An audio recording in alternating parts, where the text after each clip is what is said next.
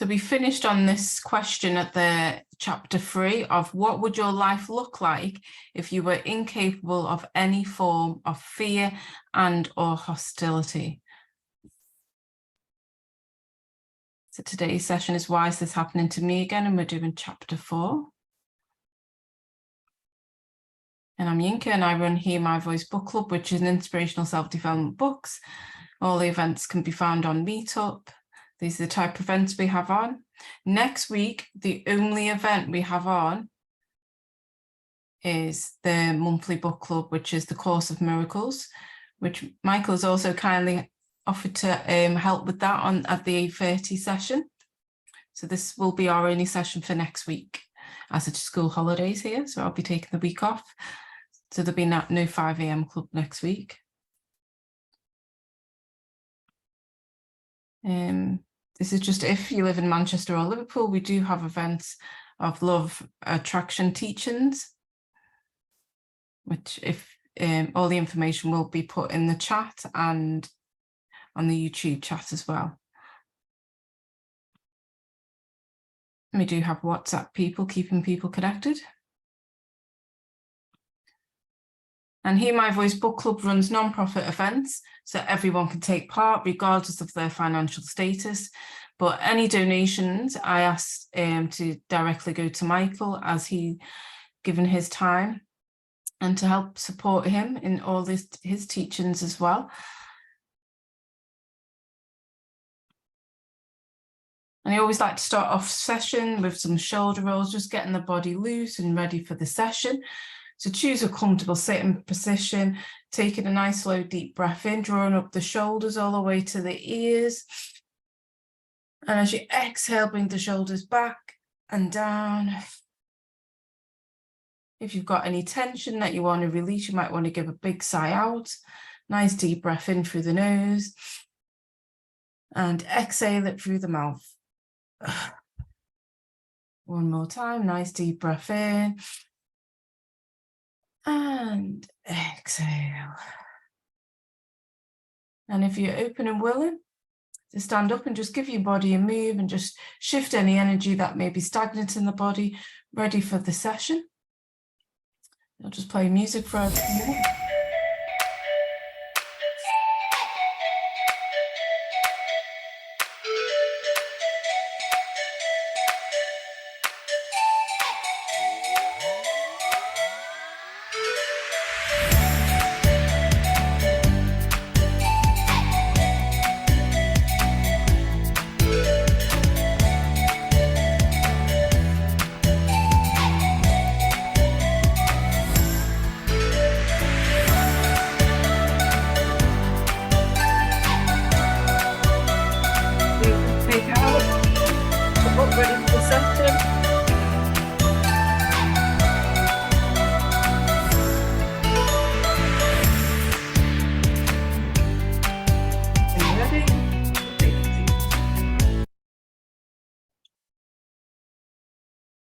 So I'm just going to do a short introduction on Michael Rice, before we go into the chapters.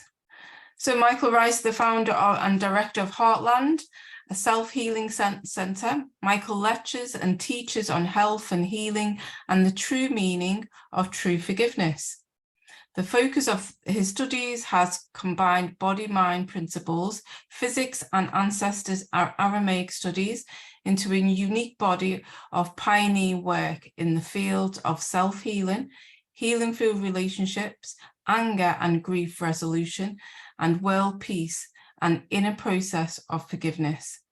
Michael's unique information and tools are a powerful blend of spiritual principles and intellectual clarity guided by the heart. His workshops explain with profound simplicity how the mind, body, emotions, interactions affect health, every event in life, and impacts our relationship. In each self-contained workshop, effective tools are presented to assist in creating high-level wellness and eliminating upset, lack, and conflict. That's just a little bit of on Michael. And Michael's been coming to the book club for just over a year now. I discovered Wise. I don't even know how I discovered Why Is This Happening to Me book. It just come in the post, and ever since I've been reading it, and asked Michael to come along to the book club, and he's been coming ever since. I don't even want to just never left. Yeah. Just can't get rid of me, right? No. Delighted to be here. Awesome. Delighted to see those names. Not too many faces on the board today, but no, we've got really nice weather here in the UK, which we don't get very often. Take advantage of it. Yes. We've had beautiful days, lots of gardening going on. We've got our new indigenous species garden happening, and went out yesterday and spent a good part of the day finding new plants to go in. We're up to about 18 or 19 indigenous species, which are one of the things. We're eradicating our lawn by putting indigenous plants in for the pollinators. So lots of good weather here too. Yes. So welcome everybody. Hello. Delighted to see all your faces.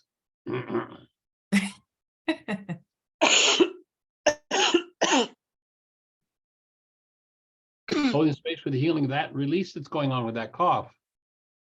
Angel, I was wondering earlier about who that is in that picture behind you. Is that you? We can't tell. Angela. Hello? There you go. Sorry, are you talking to me? Yeah. I am. Yes. I see that picture behind you.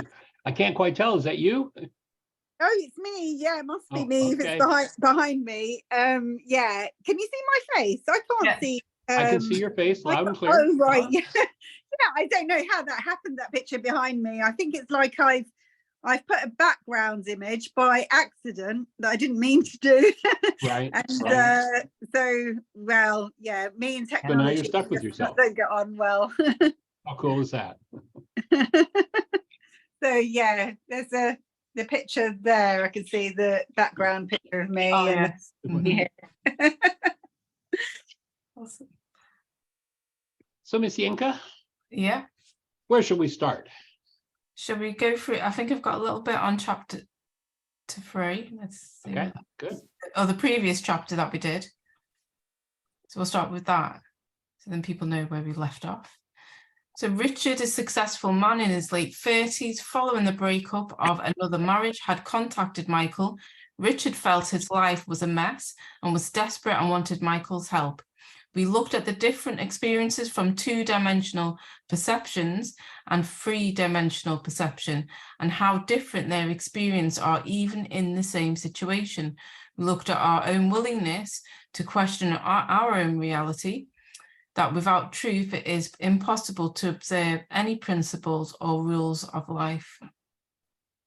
So that's what we looked at the previous chapter.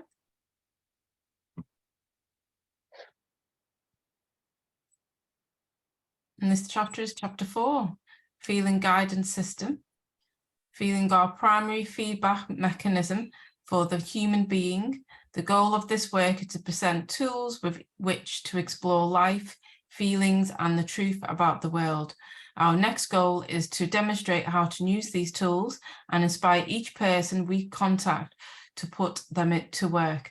Let's look at the feelings from a different perspective than the norm. And so we want to reinforce at this point, if you think about, you're sitting in the room wherever you are, there's a computer or a TV in front of you, maybe you're on a TV screen or computer screen or your phone, or there's a light over there, and there's an exercise machine, there's a chair, and we see these things. But do you think if a fly with their compound eyes were to look around the room like you're looking right now, do you think their minds would be showing them a TV screen, chair, a light?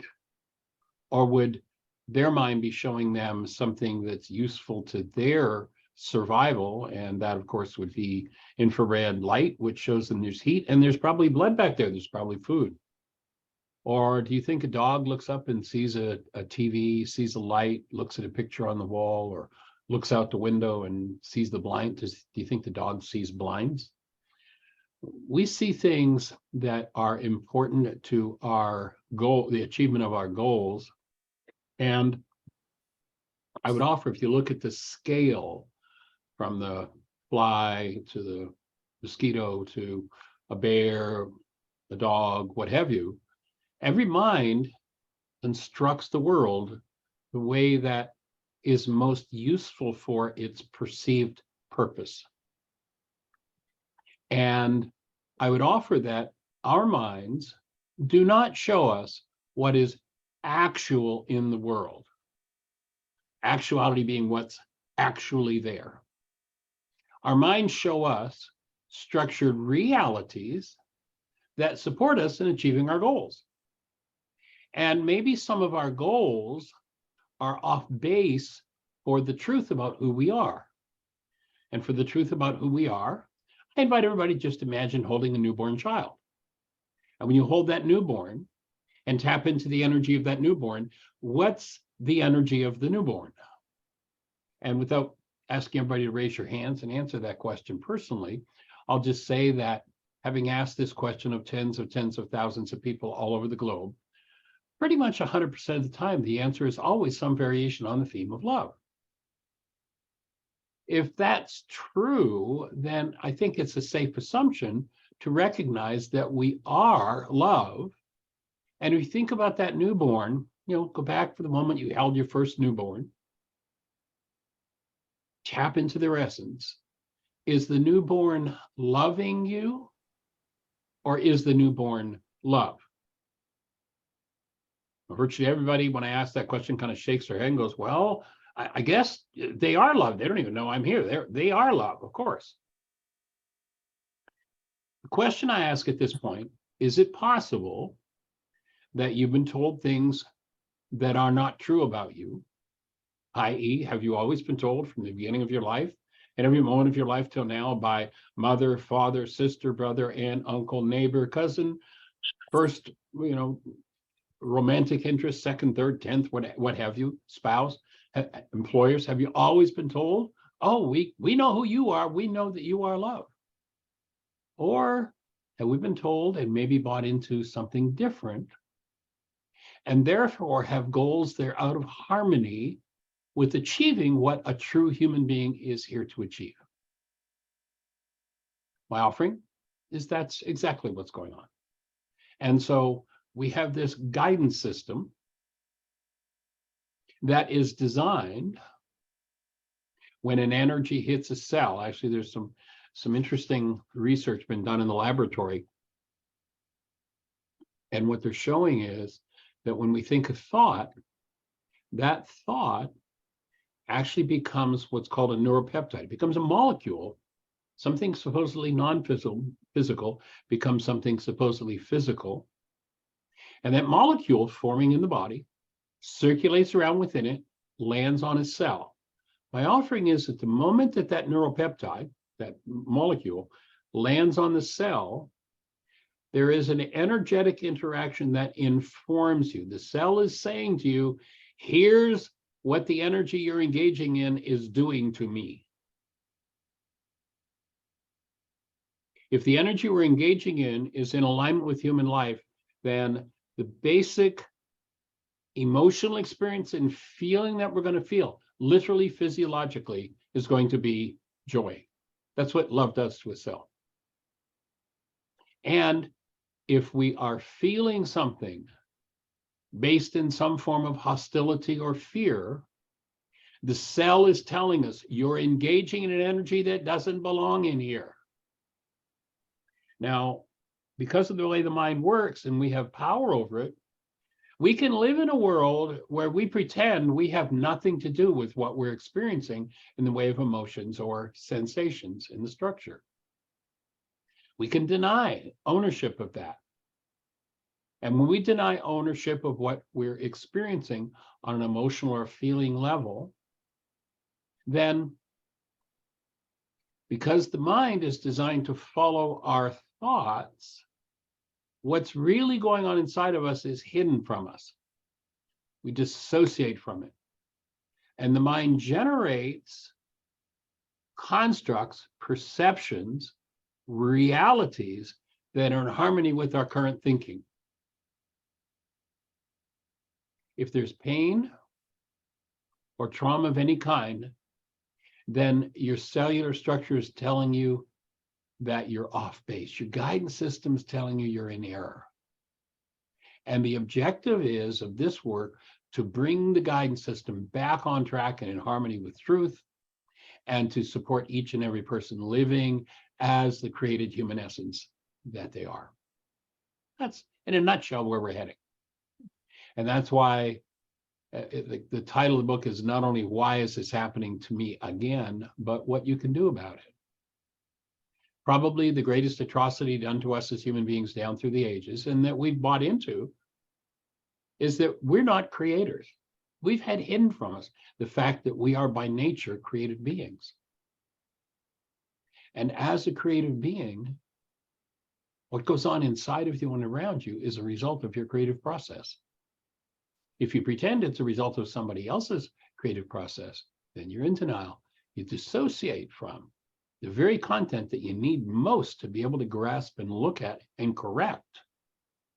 And you build a whole world that exists only as an image in your mind. And if your goals are about protecting yourself, defending, attacking, getting, survival, if those are the goals, then the tendency will be for this guidance system to be just totally off the mark. And what we want to do is get it back on the mark, back on track. So that, in a nutshell, is where we're going.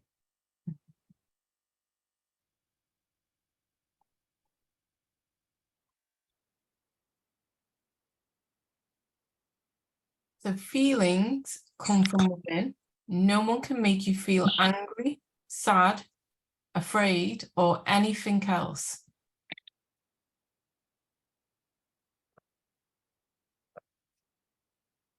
Others, however, can certainly trigger this the cause of the feeling you hold.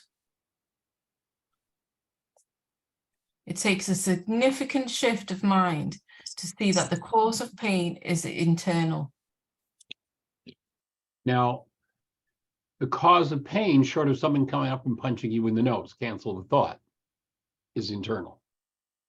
You know, people say, gee, I was on the phone with Bill today, and what he said made me so mad. So let's just analyze that statement for a moment. Here I am. I happen to be in Bristol, Virginia. And let's say Bill is in London. So what I'm saying when I say, oh, Bill made me mad, is that Bill pushed some little buttons on a plastic device called a cell phone. My phone, in response to that signal, made a noise, and I picked it up and answered it. Now, Bill caused his throat to vibrate. You know, in truth, we don't speak words. What we have is a thing called a voice box, a little flap of skin back here, and we've learned to vibrate it in certain ways that it makes certain sounds that we call words, and then with what we have in our brain cells, we assign meaning to those words. So Bill made some air molecules move with his voice, and he had a cell phone, and there's a little thing in there called a microphone. It's a little piece of plastic that vibrates in response to the air molecules moving. And that microphone converts those air molecules into an electrical signal, is then put into a carrier wave, sent off to a cell tower in London, goes through a series of towers, ends up here in Bristol, Virginia, comes back into my phone, and my phone converts that electrical signal back into something that moves a little plastic thing we call a speaker, and that speaker causes air molecules to move. And I think that some air molecules moving in response to something that Bill in London, England said today is causing my pain. Now, when you think about it from that point of view, pretty silly presumption to say, Bill made me mad. But we've been brainwashed to believe that's how the world works. That little frequency coming into my eardrum causes a little piece of skin to vibrate, move some bones, create an electrical signal, cause brain cells to fire. And now what my brain cells say, if it holds pain, causes me hurt. But I pretend it was the voice in London that caused this little plastic thing to move in his cell phone. Start thinking in those terms, and you start moving into the ability to undo the brainwash of the culture that everybody else is to blame for what's happening inside of us. You know, Most everybody, when there's a conflict in their minds, knows exactly who the problem is. And you'll notice how rarely the problem is someone other than them. We want to clean that up, because only when you can take responsibility for what's moving within your own structure can you then go in, access it, and change it if you don't like it. Otherwise, you're stuck in the why is this happening to me again game. Changing the content of brain cells, literally the electrical frequencies held in brain cells stored there that cause either your pleasure, your joy, your delight, or your pain or your trauma. Learning to change or remove energetic patterns from your mind that never belonged there in the first place, interestingly enough, is called forgiveness. Forgiveness has nothing to do with me letting Bill in London off the hook because there's pain moving in me in response to what came through this little piece of plastic in my cell phone.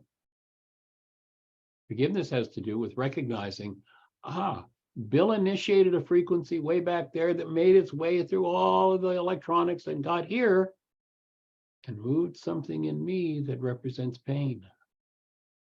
I've lived my life until today hiding that pain for myself and believing it belongs to everyone else. We're here to support you recognizing the cause of your pain. Again, other than somebody punching you in the nose, and even then, you participated in drawing somebody there to throw that fist. So we're looking to say there is an energetic pattern in you that if you know how to access it, you can remove it. And that's where we're heading. What do you think, Yanka? Does that work for you? It certainly does. And if there's any questions people want to ask, you can raise your hand and unmute.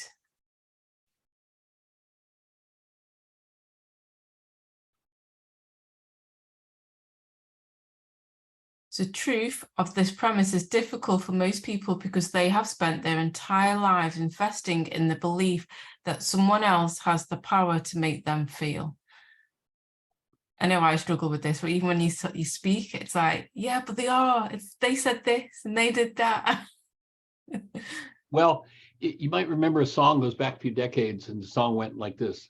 The melody line was, "How long has this been going on?" You know how long this blame game's been going on? Mm-hmm.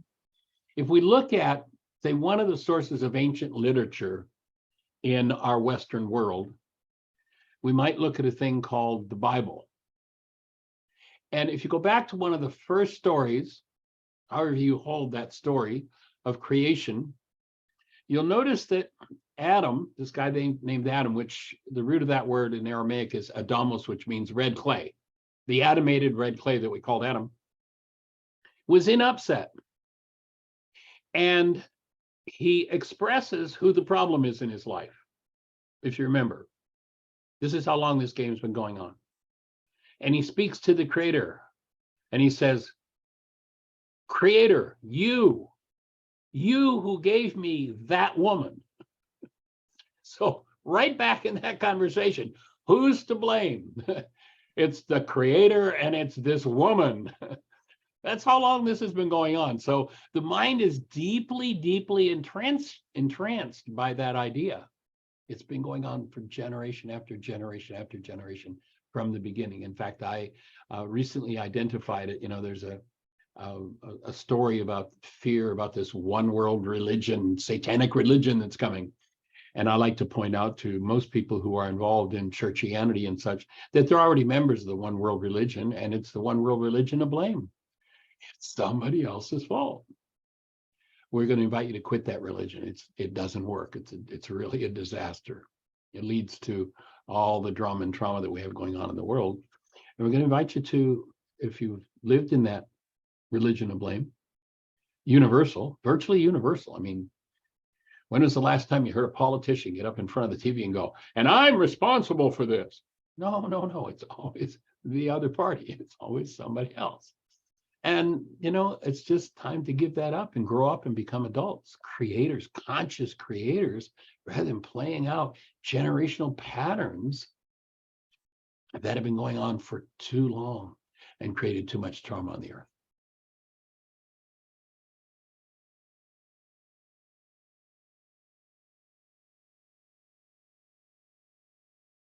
So the first, Ouch. yes. The first step required in order to integrate any new idea is to let go of old, conflicting beliefs. No one can simultaneously take responsibility for his or her life while blaming someone else.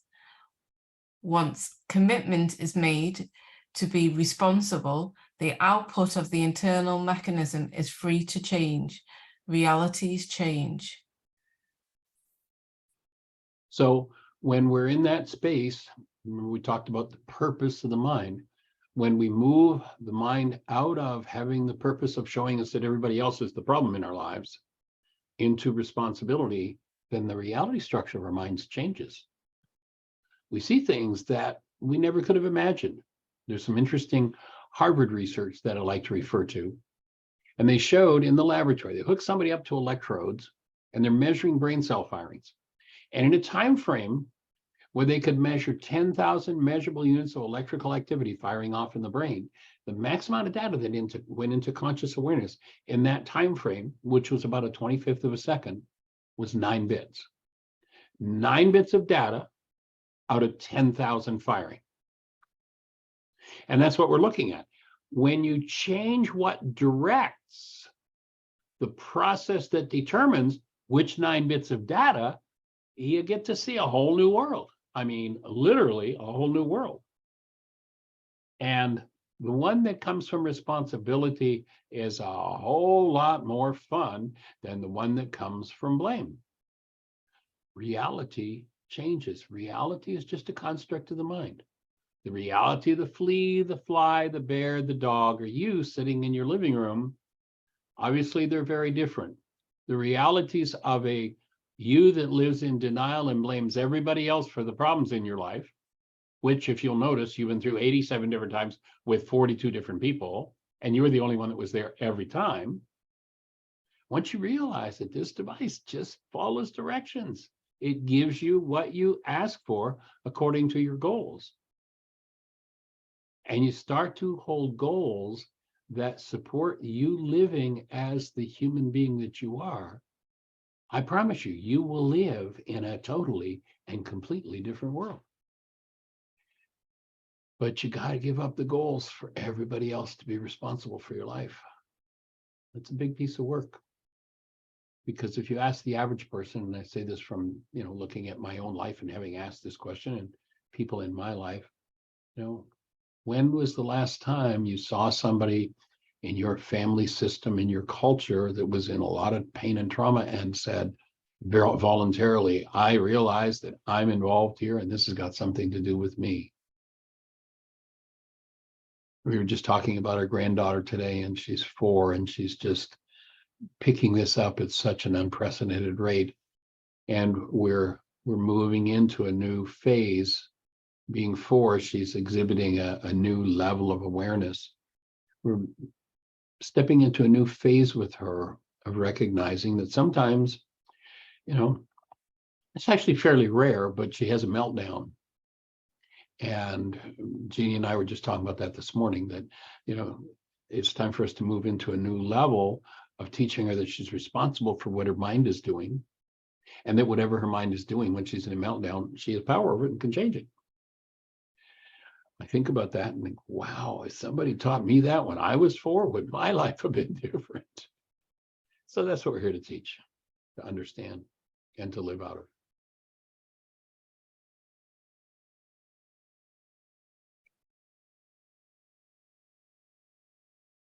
So this is the conversation between Richard and Michael.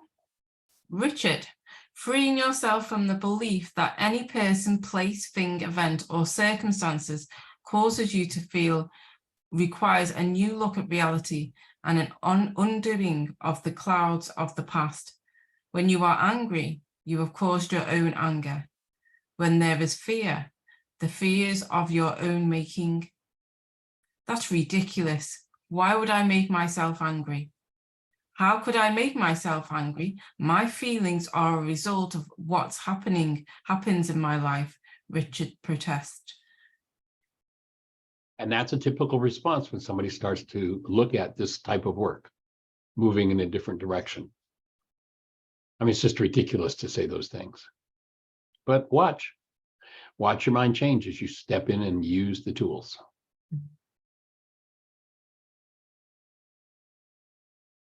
Would you be willing to do an experiment that is designed to give you a direct experience of what causes your feeling? Michael asked Richard.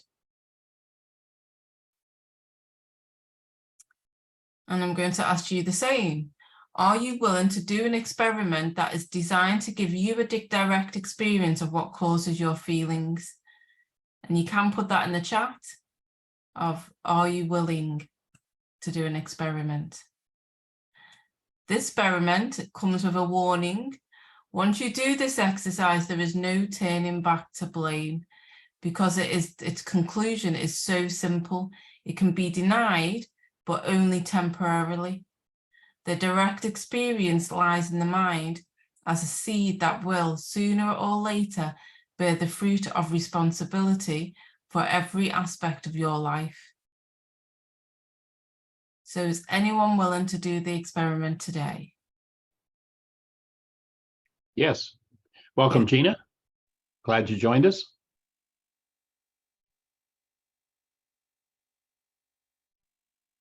You can either raise your hands or put in the chat a yes. We've got a yes. We've got one yes. Yeah, yes, as well. I could do it, but I'm not focused on what yet, but Yeah. We've got a few more yeses.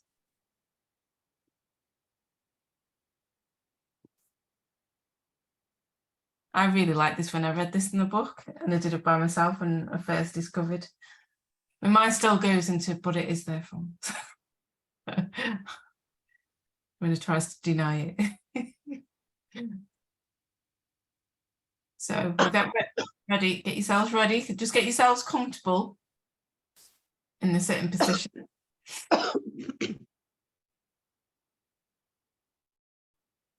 And if you mute yourselves, just if you do that yourselves, just while we'll do this experiment, if you get yourselves comfortable and mute yourself.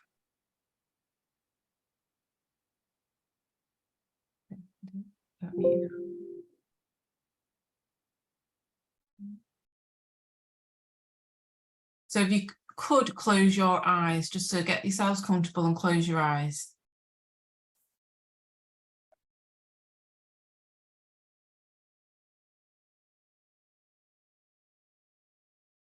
So I'm going to ask you to let yourself feel some feelings. First, let yourself feel sadness.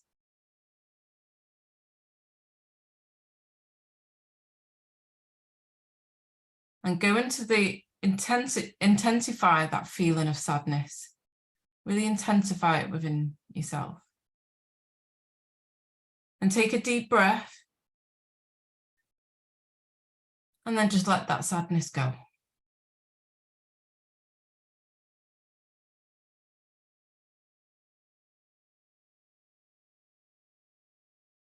Just for a moment, just let yourself feel anger.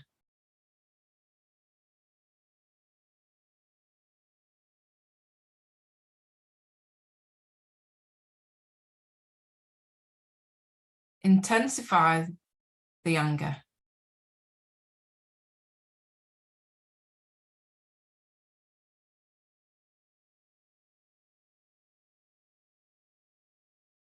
And breathe.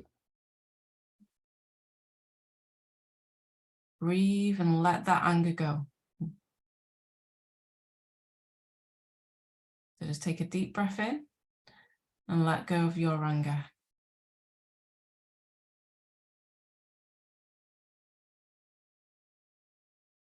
Now go to the feeling of fear.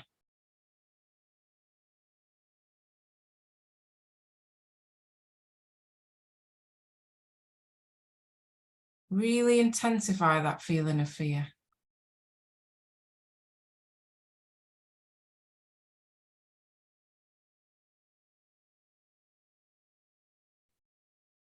And take a deep breath in and let go of that fear.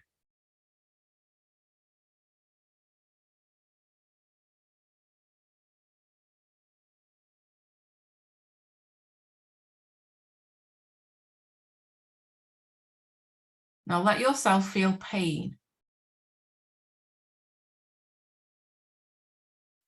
And place a hand wherever you are feeling the pain.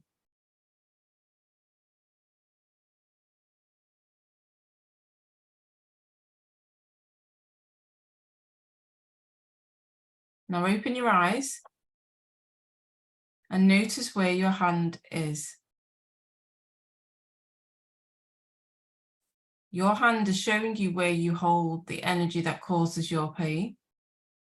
If you learn how to change that energy, healing happens. If you don't, that is where your disease processes will tend to manifest.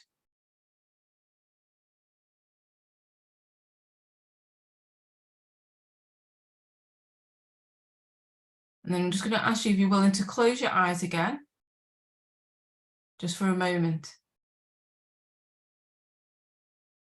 Take a deep breath in and let go of the sadness, the fear, the anger, the pain. Let yourself go into the feeling of joy and aliveness.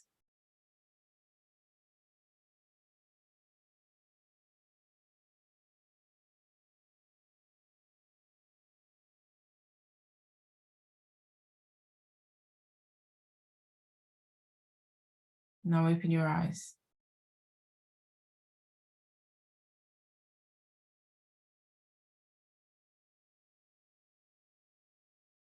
And if you're willing to put in the chat, of how did you feel each of the feelings you just had? What did you do to recall that experience? What specifically was the mechanical process? What happened in your mind to get to each of the feelings you just felt?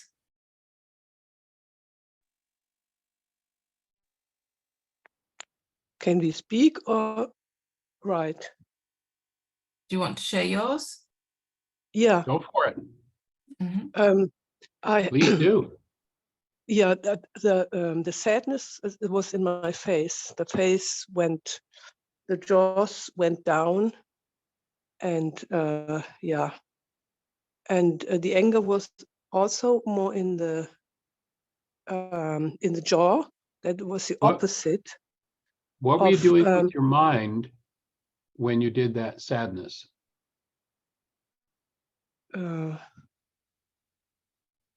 I remembered when I was sad.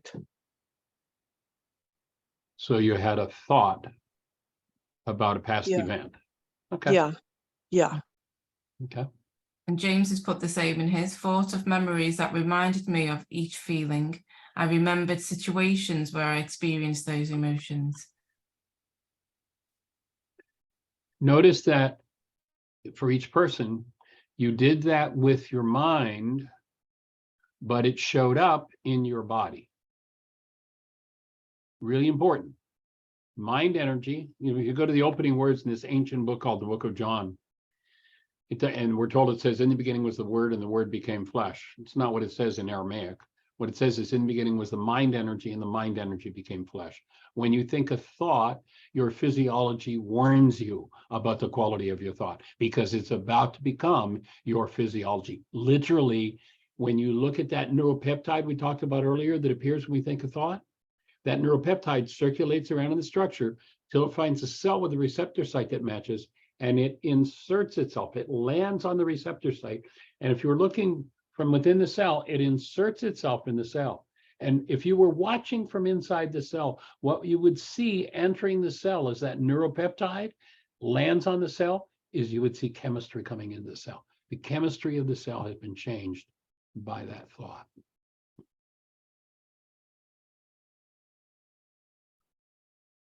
Your thoughts become literally, proven in the laboratory, your chemistry. Now, whose thoughts become my chemistry? Can your thoughts become my chemistry? Well, if you repeated a thought and I decide to buy into it, it might, but it would still be my thought doing it to me. Can my thought become your chemistry? Not in a million years. But if there are thoughts within any one of us that someone else knows how to resonate, then anybody can resonate what's in there. And if we've lived in a world where when something in us resonates and we belong to the one world religion of blame, and we don't like what's resonating in us, our thought is going to be, and look what Bill over there in London did to me. And my mind will literally hallucinate, will literally generate a construct of my image of Bill. Even if I don't even know what Bill looks like, I'll have an image of Bill and how he's the cause of my pain. And it's all a lie. It's all in hallucination.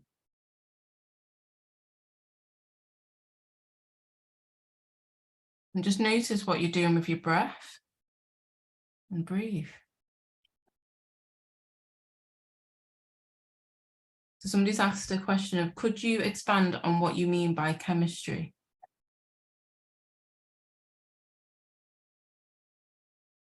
Well, I'm not sure how to expand on that. I mean, what we call chemistry, you know, H2O is the chemical makeup and the atomic makeup of water. We call it a chemical. Literally, when I think of thought, again, the cell biologist, you can look at Bruce Lipton's work, cell biologist, you think of thought, produces a molecule. Molecule lands on a cell. That molecule is an energetic pattern that when it comes into the cell, as you know, if we went into the laboratory and we're looking at different chemicals, we would say that a chemical has just entered the cell when that thought lands on the receptor site and inserts its pattern into the cell. I'm not sure how else to explain it unless you have a different question for me. Mm-hmm. That was from Jane. So I don't know if you want to ask a question. Yeah, that makes it more clear when you're talking about a chemical that asserts a pattern. Yeah, that makes it more clear. Okay, good.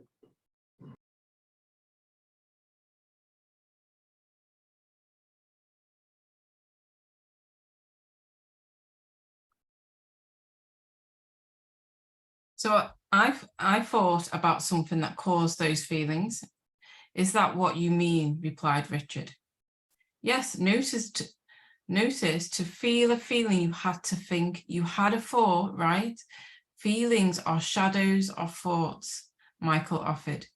In the last 2 minutes, you had several different feelings, right? Anger, fear, sadness, sweetness, beauty, love. What did you have to do to change from one feeling to another, or maybe more correctly, I should say one emotion to another to another?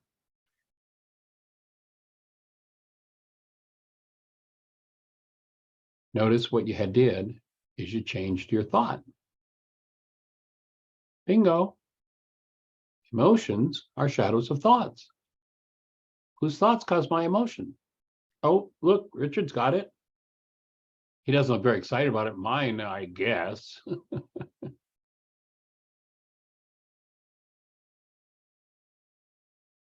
Notice I could sit in front of here for the next 5 hours and change my thoughts, and probably nothing would change for you. However, if I verbalize those thoughts, if I move this little flap of skin and do what we call saying words, I've actually never said a word in my life. All I've learned to do is expel air according to the way this little thing called the voice box vibrates, and it enters your ear through the speaker on your system. That might change your thoughts. That might resonate different thoughts in you, but it will always be your thoughts that are producing that experience. Now, on the first, we're going to start in on study of A Course in Miracles, and Yinka is going to do a morning session, and then I'm going to join for the evening session at 8:30 in the evening. And so there's particularly one of my favorite passages from A Course in Miracles comes from a part of the course called Responsibility for Sight. And I love to read this section because it's so perfectly appropriate and something most people have never even conceived of being true. But here's what it says. This is the only thing that you need to do for vision, happiness, release from pain, and the complete escape from error all to be given you. Say only this. Now, gee, this sounds pretty simple, doesn't it?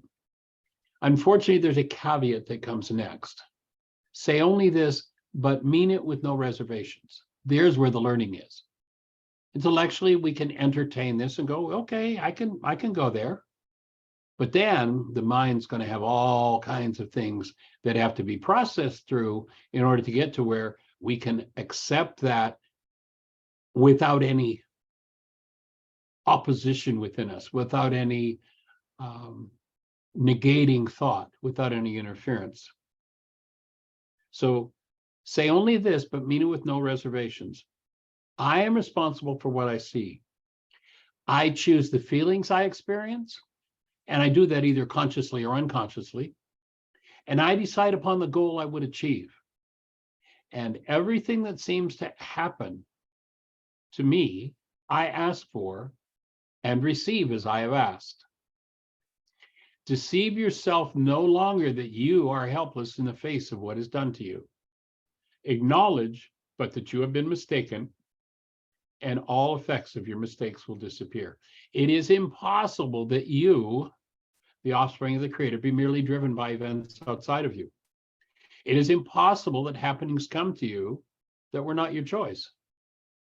Your power of decision or choice is the determiner of every situation in which you seem to find yourself by chance or by accident. No accident nor chance is possible with the universe within the universe as created. Suffer, and you decided error was your goal. And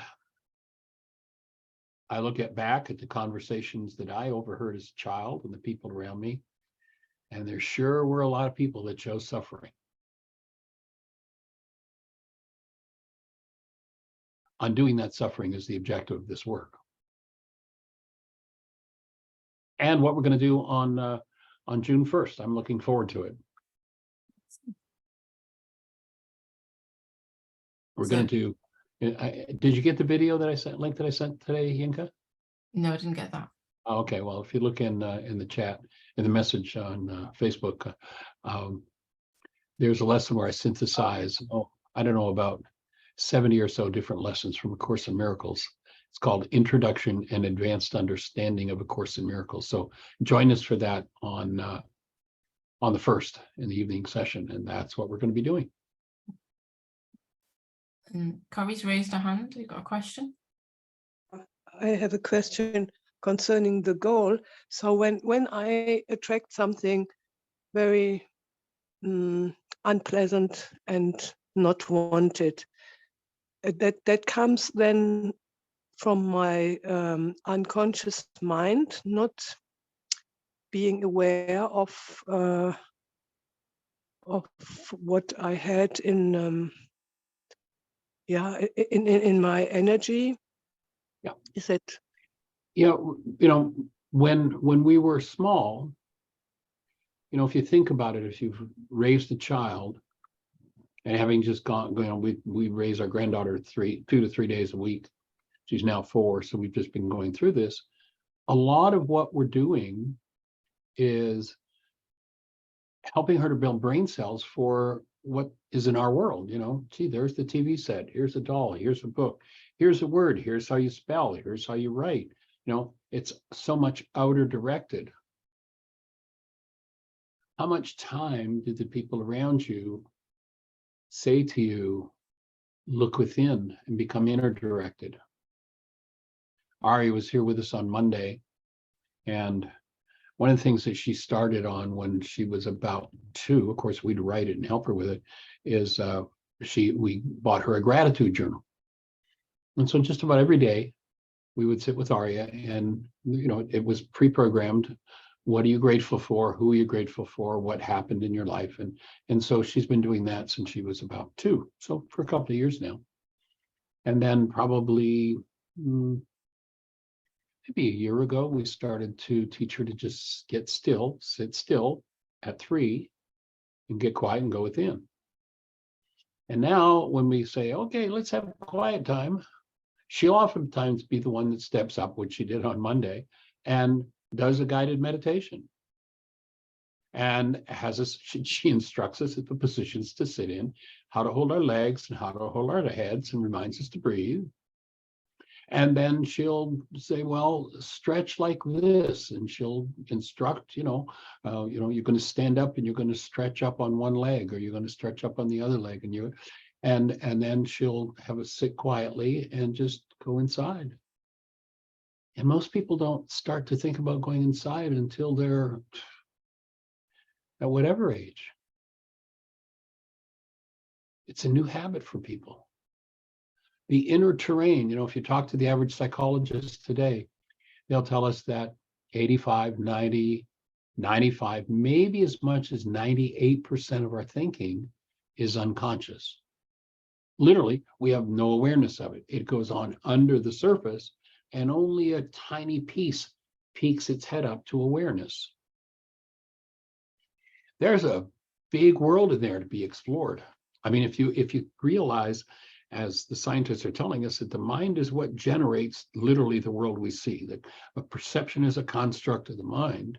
And you look at, when you look, your eye brings information from outside of you into your mind. Your mind generates the world you see, and you look at how rich and how amazing it is. And that's just 9 bits of data out of 10,000 brain cells firing underneath. What kind of richness is underneath the surface? So what we're inviting people to do, as the world has trained us to be looking out there, make an about face and come back and go, oh, I'm going to start to make it important that every day I spend some time in here. And the richness of that and the awakening that comes with that is monumental. Monumental. Like so monumental that living strictly in the external world in the ancient teachings was referred to as death. Life only started when we started to look within.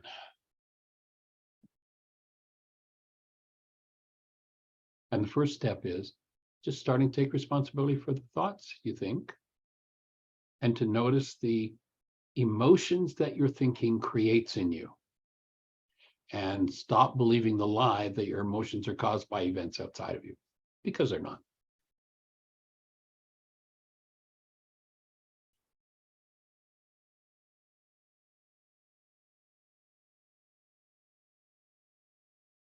So whose thoughts caused those feelings? Asked Michael. Mine, I guess, Richard said, looking a little confused. But I had the feelings because of the event I thought about, not because of the thoughts I had.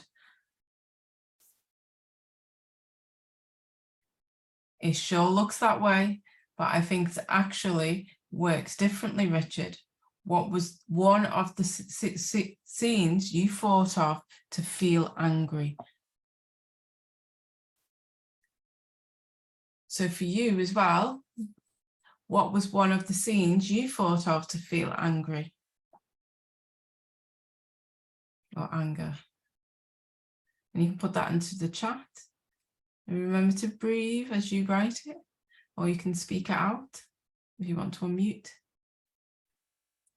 What was one of the scenes you thought of to feel anger?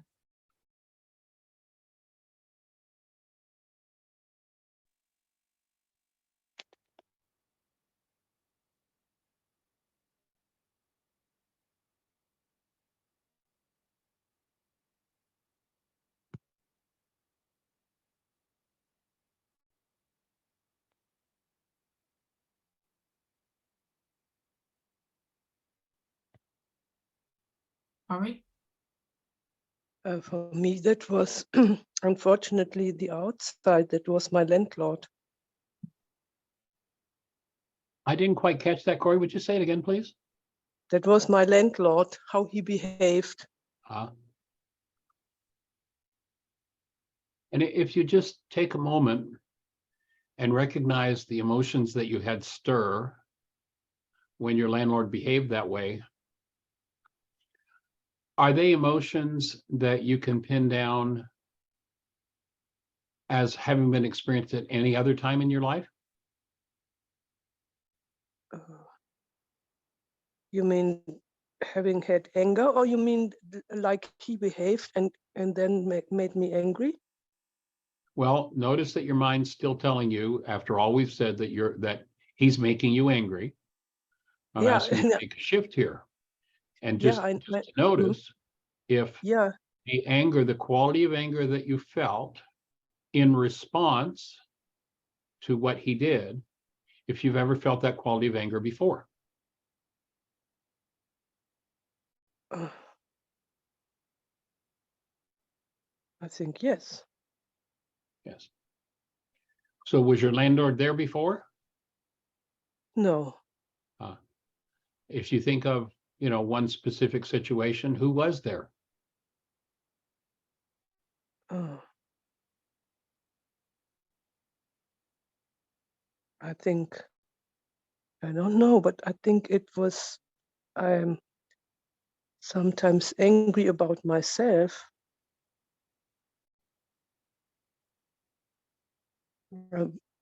Yeah, like not doing good enough, or yeah. So were they the kind of thoughts you were thinking about your landlord? He's not doing good enough. He could do better than this. Hmm. I'm not sure whether that was a yes or not. Yes. Okay. So notice that when you think the thought, somebody, me or someone else could be doing better than this, there's anger attached to that thought, to that mind energy. So that would be your perfect next forgiveness worksheet. You got a worksheet, put that on the worksheet. And, the goal would probably be something like, well, I wanted myself to do better than this, maybe stay more loving and connected. Or with the landlord, it might have been the same thing, that the landlord would stay more loving and connected or responsible or whatever it was. And use that as a goal to drop into deeper parts of your own unconscious and clean that anger out of there. Yeah. Yeah. Thank you. Thank you so much. Yeah. When we recognize that perception is a construct of the mind, that makes a huge difference. Virtually everybody in the world believes, I looked out there and saw that. The truth is, nobody's ever seen anything through their eyes. Your eye is an energy receiver for light. It is a one-way valve. Light energy carrying information comes into the eye, causes brain cells to fire, and your brain generates a construct called perception. Nobody's ever seen anything with their eyes. That's a total fraud. It's a total lie. You can't see out through the antenna any more than I can go over to the television and take the antenna off the back and look inside the wire and see out and around the neighborhood through my antenna. That's ridiculous. It's just as ridiculous when you realize that the eye is a receiver and it only goes one way. The information that comes in causes the mind to generate out of its content a picture world. In fact, here's a quote that I have, and this is one that came along. We've been teaching this for decades, but it was probably maybe 8 or 10 years ago that I don't even remember who it was that brought it to the show, my radio show. It might have been me. It might have been my co-host back then. But you can actually go to our website and you can download a whole copy of a book that the CIA here in America wrote about their experiments in human intelligence. And there's a chapter on perception. And quote, here's word for word what the CIA says from who knows how many millions of tax dollars were spent on this research, but here's what they came to. Perception is a demonstrably active rather than passive process. It constructs rather than records reality. People construct their own version of reality. So your mind has an output. If we were to survey everybody and get them to do a long essay about what's gone on here in the last whatever time we've been together, I guarantee that no two of us would write the same things. I guarantee the output of my mind, my reality, as a result of our interaction, would not even resemble what anybody else writes. And not likely would anybody else's resemble, except for a few common points, the realities that each person, you know, somebody's sitting there going, you know, one person may be listening to this and going, this guy Rice is nuts. Or, gee, this guy Rice is making some sense. I've never thought about that antenna thing. Of course, you can't look out through an antenna, and the eye does receive light. So how could I look up? You know, all kinds of realities are going on here right now. When you realize that you can take charge of what your mind constructs, and you don't have to do the stuff based in pain. So the landlord comes and the landlord plays it out like a total and complete horse's ass. I can go into rage and upset and grief and pain and fight and strife and struggle, or I can stand back and go, wow, I wonder what kind of pain that man is in, that he's displaying the way he is right now. I mean, he's acting like a 4-year-old. What's going on for him that he's in such a traumatic state that he says and does the things he does? How can I do that? Because I don't have anything in me to respond to his behavior that's based in pain. Therefore, I'm not in pain. And this sounds at first like a tall order, like how is that possible? But you can literally delete from your mind all of the pain that it's ever carried. All of it. And as you do, the so-called diseases in your body will begin to disappear. It's just how it works when you look at the physics of the thing. But you can't hold trauma and rage and hatred and vengeance and sadness and grief and blame and gossip and slander and condemnation. You can't hold those things and have a happy body, have happy physiology. You can't hold those things and have a happy mind. You can't hold those things and have a happy, productive life. You can't do it. So the exploration becomes, now I'm going to start to move within and confront those things and remove what never belonged. Changes everything, literally including the structure of your physiology. The original incredible journey. Is that fit for everybody? We have got a message in Yes. of the fact that I'm stuck in a crazy circle with a narcissistic partner that abuses me and goes up and down with his moods affecting my daughter and me. Mm-hmm. Yeah, and if you're at the stage where that's what you've created in your life, remember you're a creator, you're not independent of that creation. Many people will say, well, that's blame, you know, it sounds like maybe you've been somewhat what the culture would call victimized.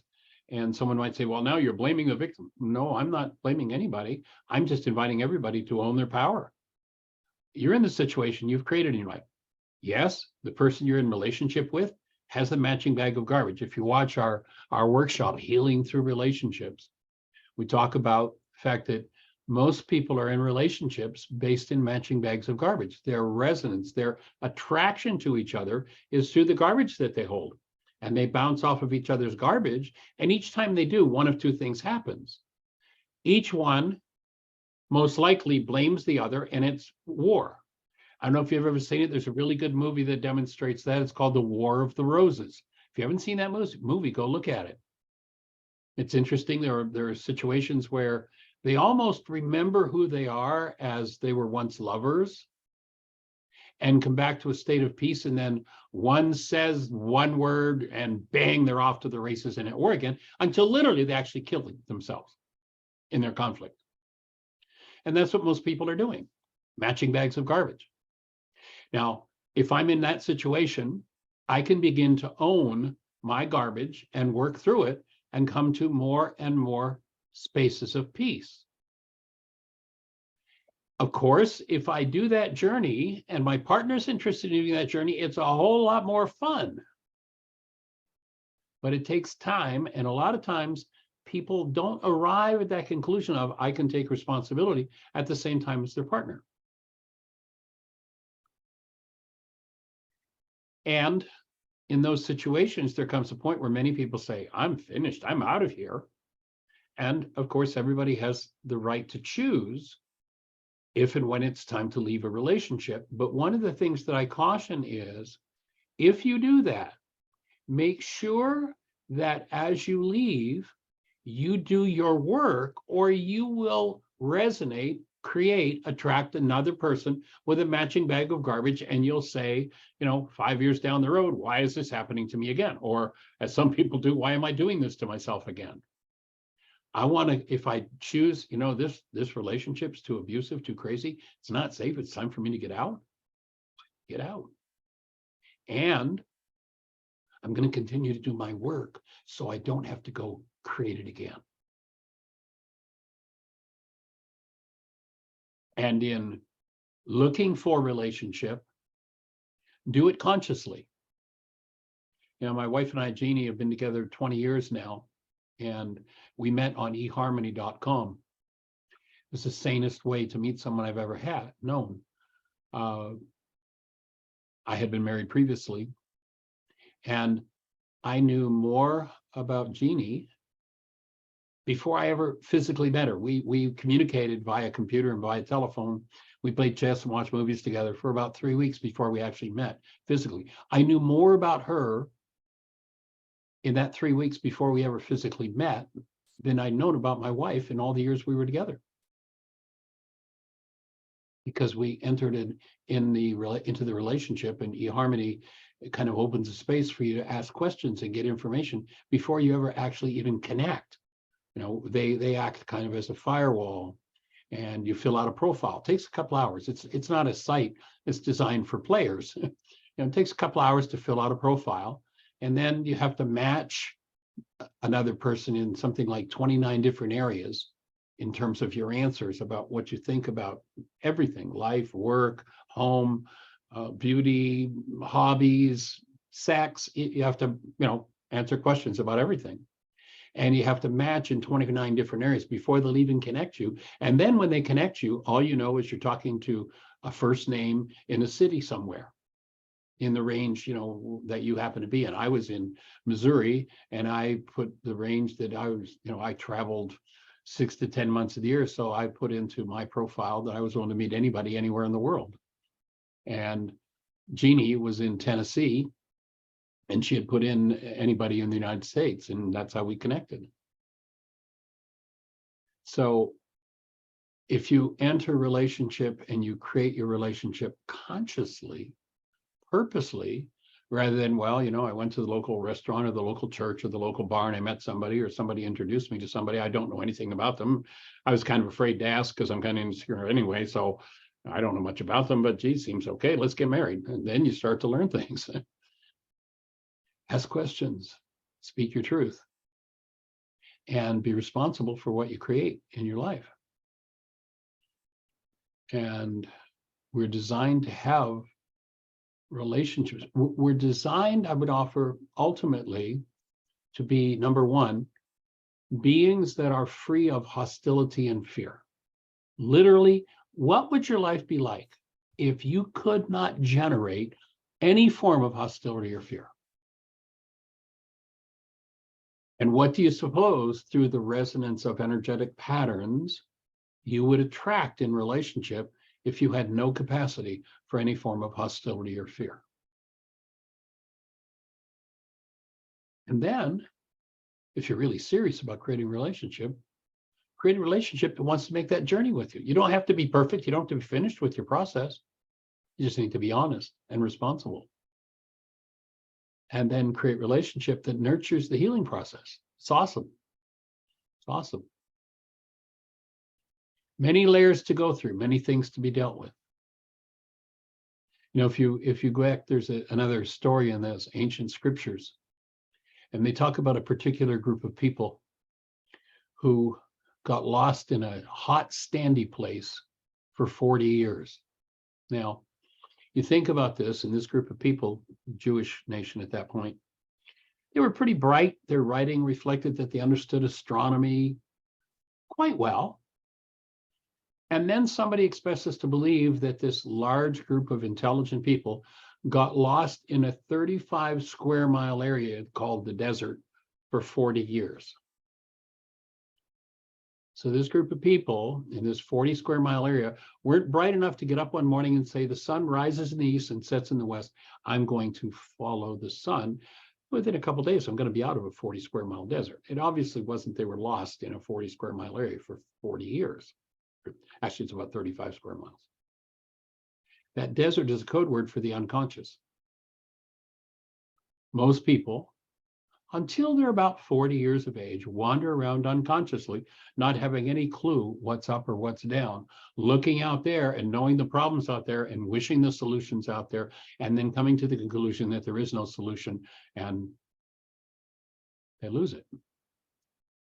But if you wake up, and if you remember, if you read that story, and it's a metaphor for all of us, it's just that whole book is just a metaphor and instruction on how life works, how the mind works, how we work. So if you read that particular story about these people being lost in the desert, you'll notice that there was a thing that was called, the alternative to the desert was the promised land. What is the promised land? It is the land of conscious co-creation, a life where we consciously co-create our lives with others. And what did they say in that story thousands of years ago had to happen to get out of that unconscious state, the desert? They said the old generation had to die off. Now, that didn't mean that everybody in old physical bodies had to physically die. There are people who've interpreted that story as, yeah, the old people couldn't go in the promised land. No, it wasn't about age. What had to die off, the root of the word generation is genari, it means cause. The causes in the mind of hostility and fear and rage and guilt and grief and blame and hatred and vengeance had to be removed. The removal process is called forgiveness. Had to be forgiven for people to move into a space of conscious co-creation. What would it be like if 7.5 billion people on planet Earth woke up tomorrow morning with no capacity for any form of hostility or fear, recognized themselves as love, looked into the world and had a brain that generated pictures of other beings who were also based in love? How different would the game be?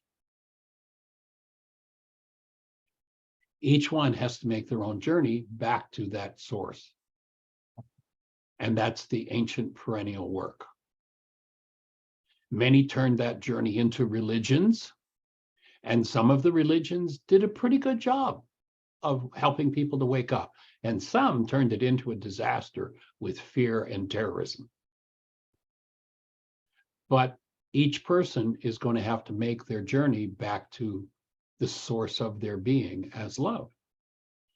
And to do that, you're going to have to stop that outer look and turn around and look within and start to do that journey. You know, we've got this new James Webb telescope that's showing us shots from space that are just amazing. My offering is that expansive space they're showing us, the things that they're learning, that, you know, the universe is an infinite quantitative number larger than what we imagined. Well, everything that's being shown there is a reflection of the magnitude of the inner journey that each of us ultimately is going to have to make.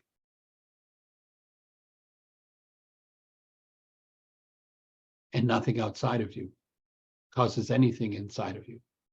What's outside of you can cause what's in you to move, but its movement will be because it's there, not because of what the outside world did.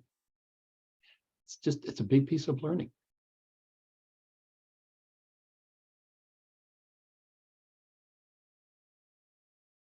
And breathe.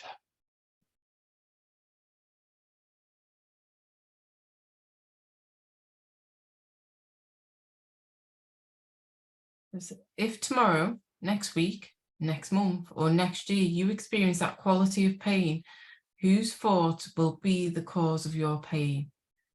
Do you expect to experience pain at some time in the future? Is the pain necessary? And why would you inflict pain on yourself?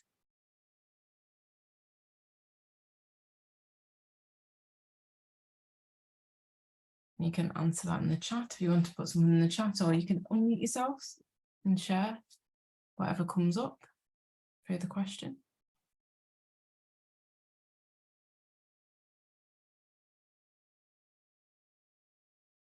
Somebody's put, we'll have to mull over that again.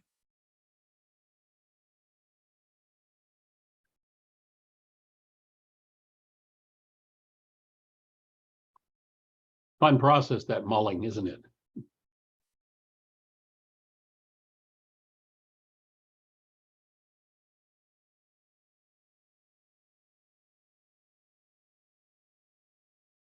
One of the ways to get what's been called the ego mind, that voice that's constantly chattering in our heads, to quiet down when it gets crazy, is to threaten it with a fast.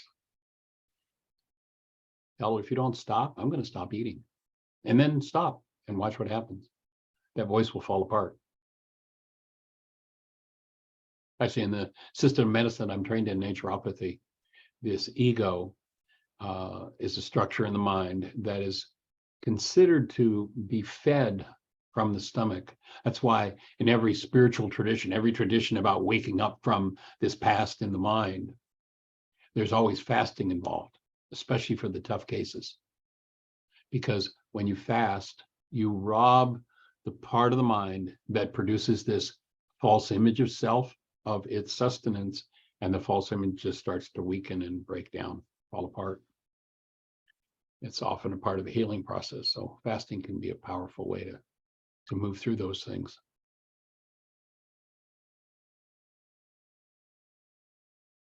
When you fast, make sure you drink lots of good, clean, pure water.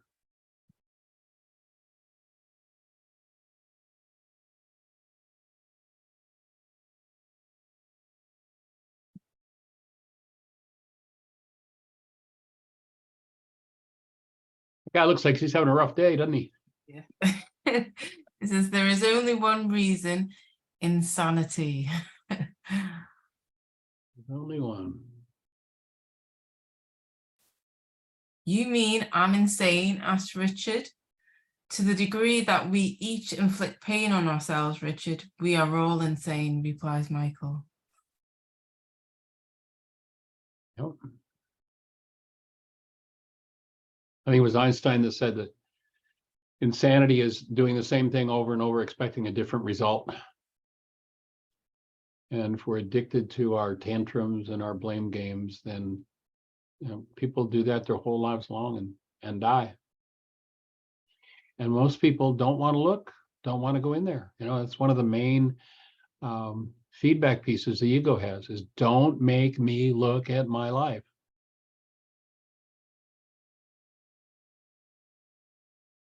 Yeah, since I've been doing this work, it makes me want to go and hide under the covers. It's a really good film if you haven't seen it. It's a very enjoyable movie. And it ostensibly is about TV character named Mr. Rogers. But it's actually about the writer who was assigned, it's based on a true story. And it's actually this fellow who's a writer at Esquire magazine, and he's assigned, they're doing a series of articles, Esquire, on American heroes. And so this writer, who's not a very nice person and isn't liked very well, is given the assignment to go and interview Mr. Rogers. And his boss tells him, actually, the only reason he got that assignment is because Rogers, by his reputation, was the only person who would agree to meet with him. Everybody else that they had talked to didn't want to have anything to do with him. He was that well known and that disliked. So he grumbles about the assignment, and he goes and interviews Mr. Rogers. And Mr. Rogers is a pretty amazing guy. Again, the story isn't about him. Actually, this writer was assigned a 400-word article.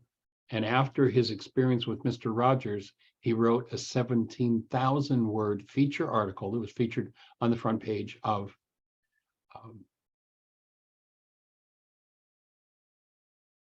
what was the magazine now? Esquire magazine. And so that's the script. Is you can go online and search for it and read the article. The movie is about that article, about what happened to this man. there's one scene where he's sitting with Mr. Rogers, getting ready to do his interview, gathering information for his 400-word article. And Mr. Rogers gets around to inquiring about his life and his childhood. And literally, I mean, the message, like this guy portrays so perfectly, the main message of the ego self.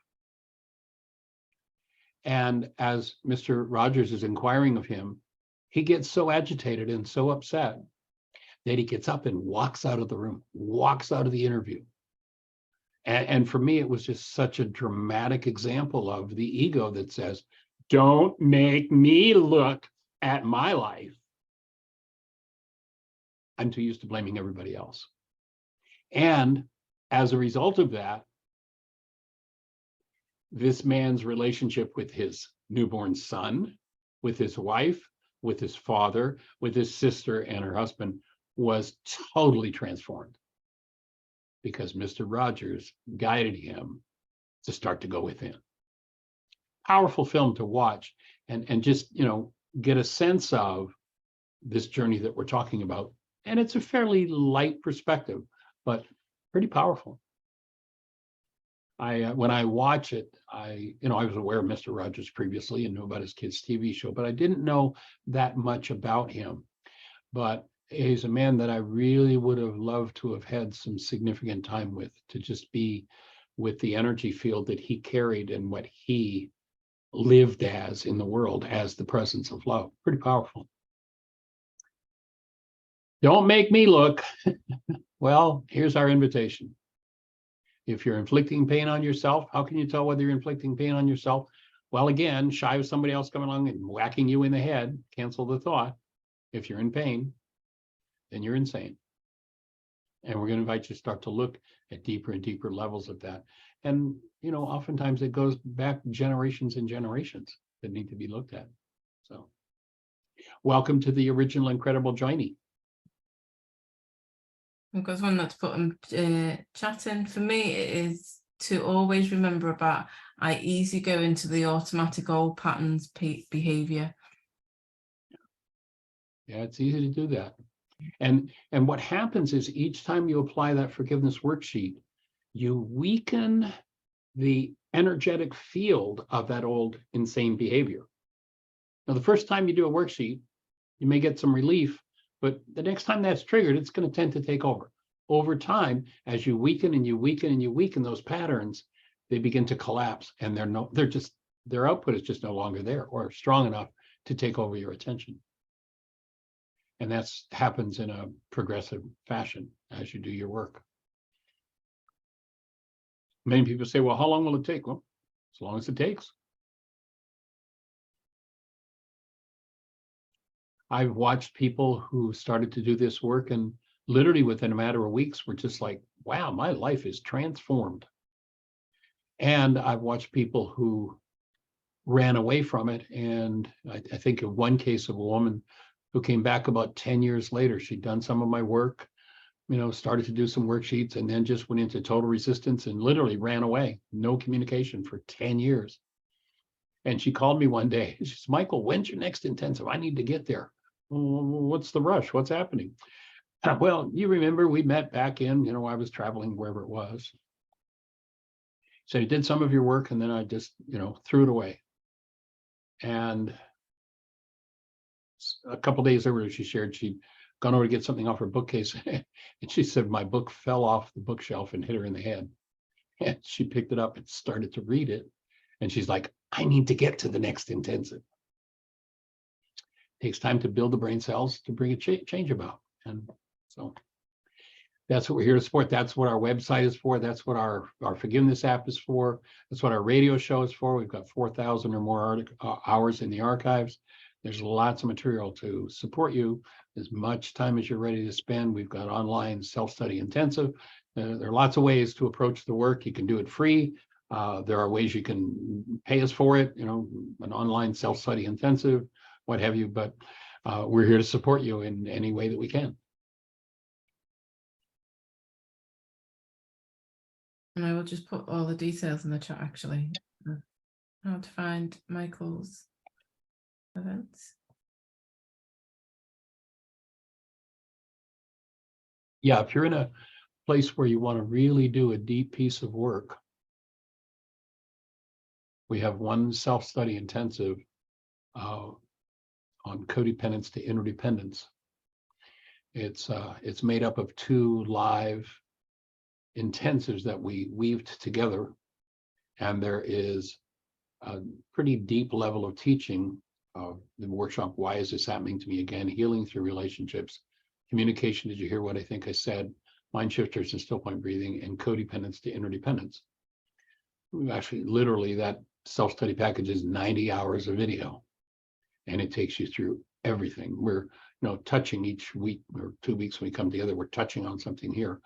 What in the last year we've probably done, 25 sessions, so we've got maybe 50 hours in the last year.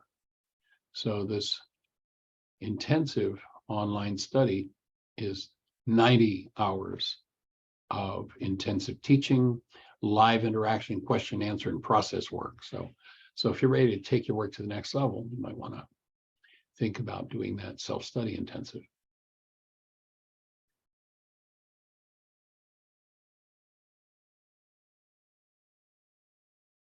And of course, breathe.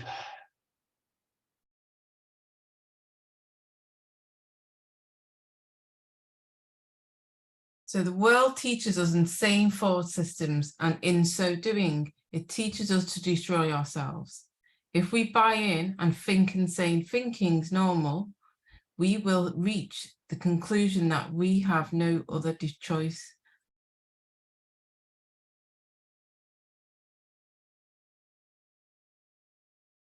Thoughts, I would offer, are a form of energy. Whenever you put a quality of mind energy into your physiology, you get a feeling that corresponds to that quality. Feelings are your feedback mechanism and tell you whether you are engaging in constructive or destructive mind energy.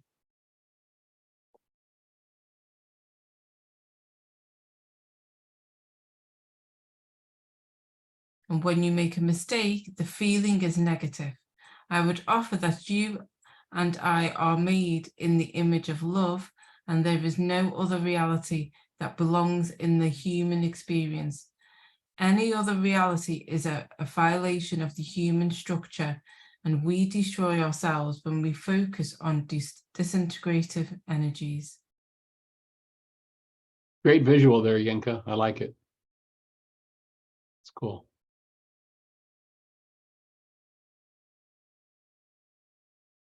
He thought, if you're in pain, your thinking is in error.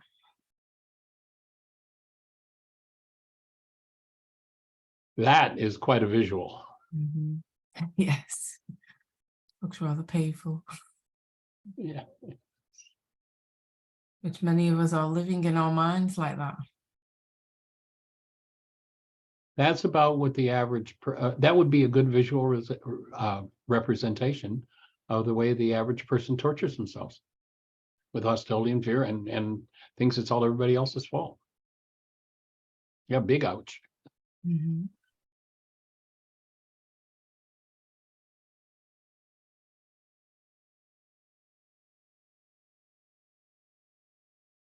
We build our realities literally with each piece of mind energy in which we engage.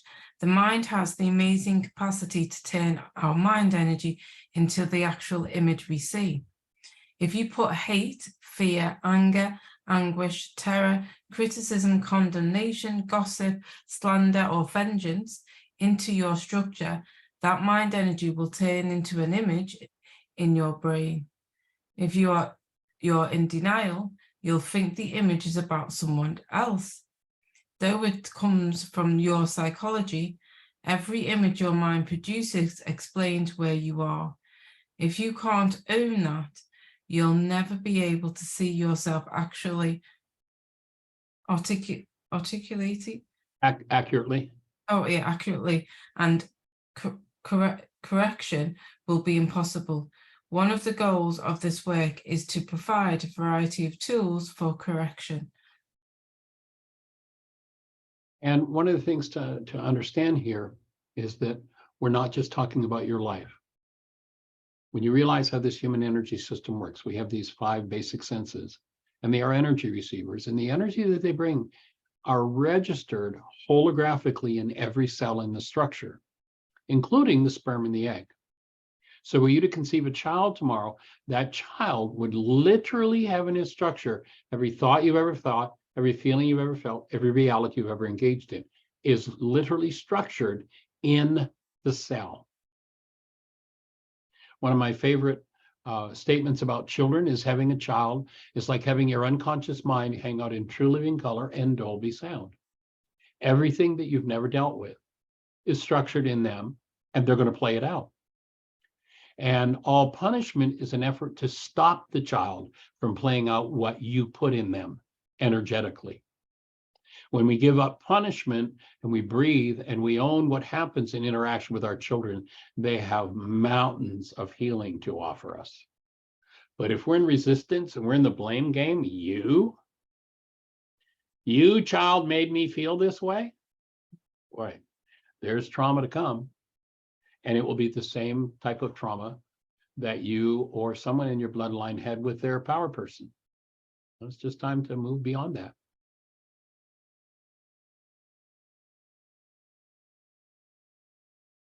There's a dynamic that we call a power person dynamic. And just briefly, to give an insight into the power person dynamic, is 3 things have to happen for a power person dynamic to be instilled in someone's mind.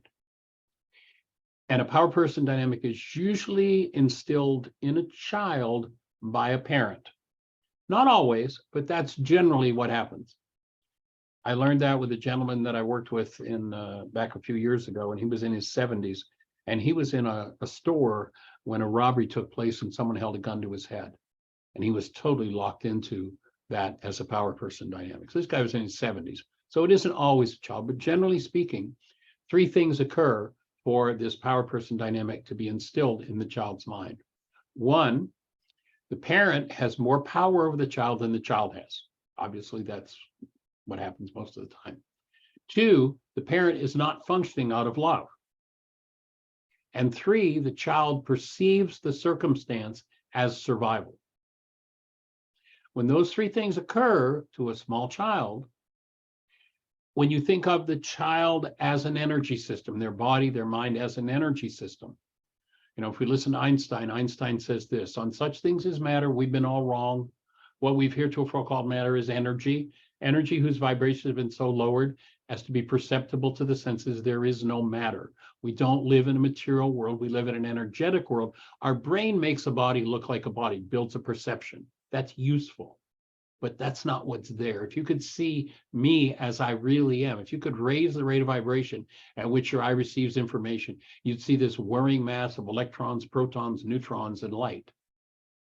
When you take charge of the electrons, protons, neutrons, and light that are in your structure, you are consciously structuring your physiology and achieving the true purpose of your life. Once a power person dynamic is instilled in someone's mind, that will control their behavior for the rest of their lives until that's confronted and healed. And there are only 3 behaviors that are possible for someone with the power person dynamic in their minds. Which behavior is active depends on the level of stress that a person's under. When there's low or no stress, and just think about this in your life, when there's little or no stress in your life, you will do whatever you did to get along with your power person. When stress starts to build,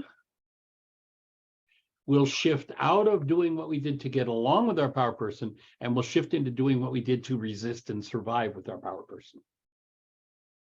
And then when we become ultra stressed, we'll do what our power person did to us that we hated the most. And my offering is that runs the world. And until one goes inside, understands and cleans up that power person dynamic, they have no choice over their lives. They're just like an automaton. They're just like a machine that runs and, you know, spits out whatever is there according to the level of stress that they're under. engaging in the work we're talking about is what makes us conscious beings. It strengthens a state of being. So we source the energetic patterns that we choose to engage in rather than just play the generational patterns out. You know, the 40 years in the desert, just replaying those generational patterns. The ancient physics test called the Bible. Again, it's not about theology. It's about physics, about physiology, about psychology, about genetics. You can learn a great deal there if you have the eyes to see and the ears to hear. Here's one of the things they said. They said, the sins of the fathers. Now, before we go too far, because that word sin is a big trigger for a lot of pain in a lot of people, because they bought into the Greek interpretation of the word. But in Aramaic, the word sin is an archery term. If you went out on the archery range and you pulled out your bow and arrow and you fired at the target and you missed the bullseye, the scorekeeper would yell, sin, you're off the mark. That's all it means. If you missed the target altogether, the scorekeeper would yell, evil. That's all it means.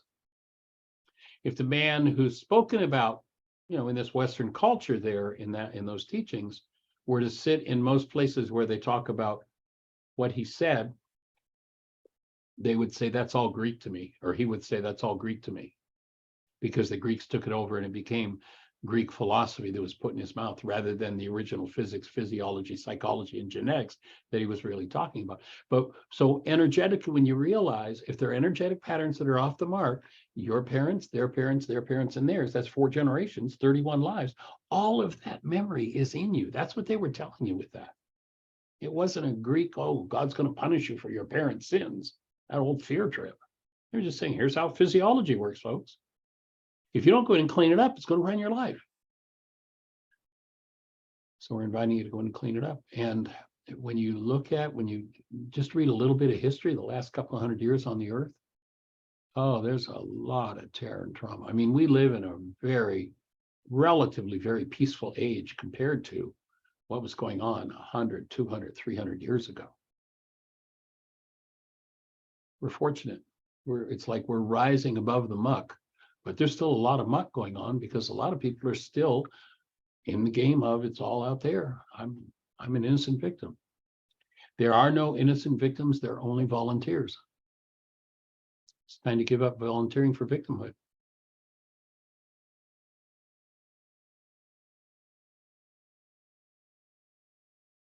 Make sense for everybody? That's good. Sometimes holding on does more damage than letting go. And he says, I understand it's a lot to absorb all at once, but the principle of this work are really quite simple. The seeming complexity and confusion of learning this new way of thinking comes from the habit of holding on to old beliefs, which makes it difficult to integrate new ideas. The confusion does not come from the principle themselves.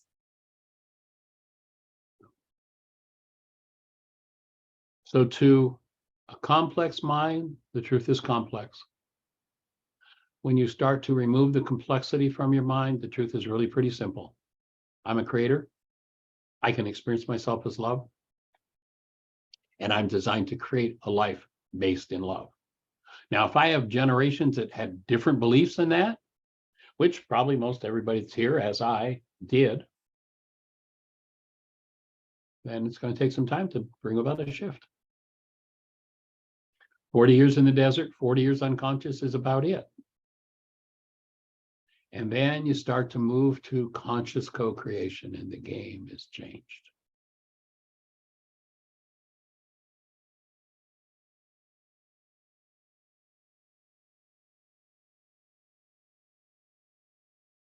Warning, be aware of your feelings. Or a guidance system is another tool. When you use the awareness, you tend to look at yourself accurately and are more likely to see yourself truly rather than blame others when your upset surfaces. Once you recognize your feelings are generated by the internal mechanisms, you have the key to power over those feelings and you can take responsibility for them. And if it just occurs to me, if you're ready to, really take your work to the next level, I see some new names here, and I see some people that have been with us from the beginning. You can go back into Yinka's archives, and we did a whole book study. We actually did 3 chapters at a time, and we've done several worksheets with people. So you can go back and you can review those videos, and that will move you forward. I mean, there are many other things. Again, we've got 4,000 hours in our archives from our radio show. If you just go to our website, which is whyagain.org, there's a microphone in the middle of the page. Click on the microphone, just drill down, and you'll find archives that go back 12 years on the radio show. And so there are lots of ways to start to move into accessing this work on a deeper and deeper level. But you might find that those that we did almost a year, I guess. I haven't counted out exactly how many sessions are there where we covered the whole book, and now we're going in a deeper way into each chapter. So building brain cells, we call it.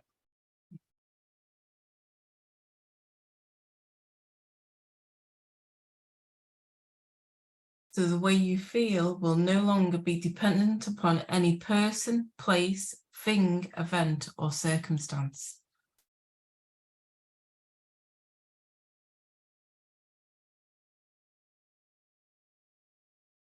That sounds great. What's the catch? Richard asked. Richard, there is no catch, Michael replies, but there are ideas you have to change. For example, you will have to be able to see and deal with your hidden pain. You see, Richard, someone can only bring up a painful reality if it's already in your mind. It has to be there first. You can pretend that all is well and continue to deny and hide from your issues, but the fact that someone can trigger anger in you is a sure sign that something is hidden. Does that make sense for everybody? Any question about that? That's such an important principle.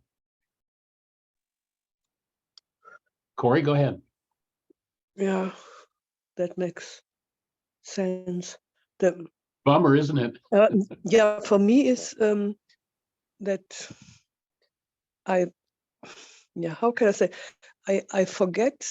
So I am in a situation, and then I am like automatically drawn to the as if I am drawn to the blame situation, and always when I hear you and hear again, I remember that that's not, and I feel painful then with that, and I want to find a way to go out of that automatic inside me to not so easy to go into that blame and to see, oh, that's something in me, and Hey, here's your assignment, Corey.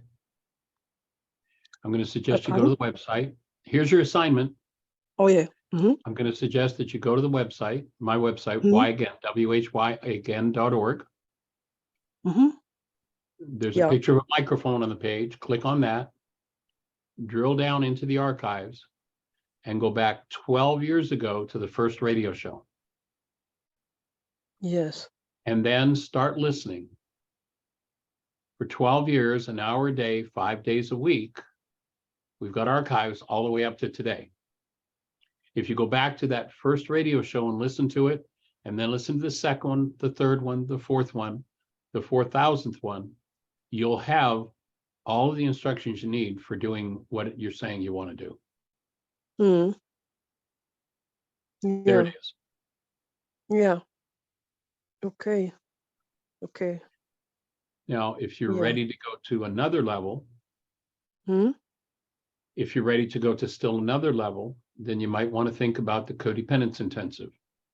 Part of that intensive is that you go online and you do what we call a personal code evaluation. That's the beginning point of the intensive. The personal code evaluation is an online evaluation that looks at where the holes are in your mind. You answer a series of questions, takes about 30 minutes. And this is an evaluation that's based on what's called the MMPI, which is the Minnesota Multiphasic Personality Inventory. It's considered to be the gold standard of psychological testing. We've shortened that into something you can do in 30 minutes. It covers 10 different areas, and it will tell you in these 10 different areas how well your mind is working and where your biggest challenges are. One of the problems with doing one's work is that we tend to live in a state that we call blockage of truth. Blockage of truth looks like this. You made me mad. My mind generates a picture of you, somebody out there, making me mad. And I see that picture. I mean, I got the evidence, there it is, but I'm still the one that's got the mad in here. So when I call the projection, the construct of my mind, you made me mad, true, then my mind has to hide from me the real truth behind it. Yeah. And when I call my lies, you made me mad, you made me sad, you made me afraid, you hurt me, true, when my lie appears to my mind to be the truth, I'm living in blockage of truth. What the evaluation does is it shows you where the pitfalls are in your mind that keep you in blockage of truth. And then it gives you specific assignments to do throughout the intensive to correct that in your mind. So if you're really ready to go to the next level, you might want to think about registering for that online codependence to interdependence study, do that evaluation, look at the assignments, and then start to do that work.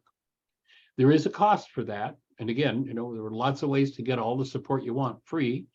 Our radio show every day, if you don't have phone access to the US, you can't just call in, but you can listen on our website to the show and go into the chat room and ask questions, interact there. We're happy to give you all the support you need.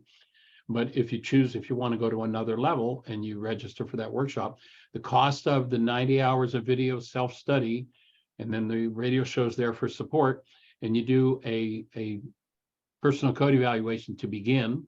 And then when you finish the study, you do another personal code evaluation, and you get to see where your progress has been, and you get a new set of assignments for, okay, so here's the next piece of work you need to do to clean up these 10 areas of your mind. So you sound like you're really ready to go for it. That might be something you might want to do. There are lots of approaches to it, and you can just stick with us here and we'll be working through the book and we'll see what opens up next. So lots of ways to do it.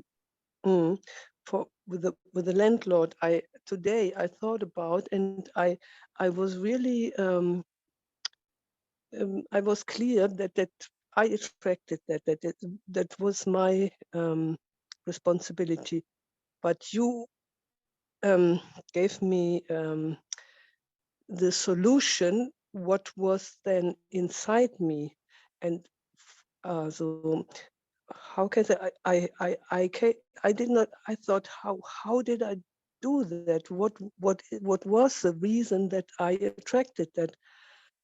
I was already aware that it is in me, but could not find in me the answer how that well, that's because happened. What the world has done is it's taught us to live in blockage of truth. It's taught us to call our construct, our perceptual construct, the picture that shows up in our mind, our perception, taught us to call that the truth. And when we do that, we fill the space and there's no room for the actual truth to arrive. That's why the forgiveness process is so important, that you collapse that picture in the mind, and now there's a clean and open space for truth to start to show up. But until that's done, there's no room. I mean, remember that Harvard research we've referred to several times. And what they've shown, again, measurable firing of brain cells, 10,000 brain cells are firing off. The only space we have for that information to show up is 9 bits of data. That's what makes up literally the world that we think we see out there, but is really a product of our mind. When you apply forgiveness, that construct collapses, and that's what makes room for truth to start to come in. Yeah. As you remove the underlying unconscious content, less and less there's competition for that space until you arrive at the place where, so now I know who I am. I am the presence of love. I experience myself as the presence of love. Wherever I go, it is love in my physiology, in my face, in my brain, in my heart, in my chest, in my body. It is the presence of love that I feel from, that I experience from, rather than locked into the brain that's got somebody to blame for everything. And that's a long journey. You know, they've proven that we have this thing we call the brain, but there's a second brain in the heart, literally perhaps more powerful than the brain that's in our head.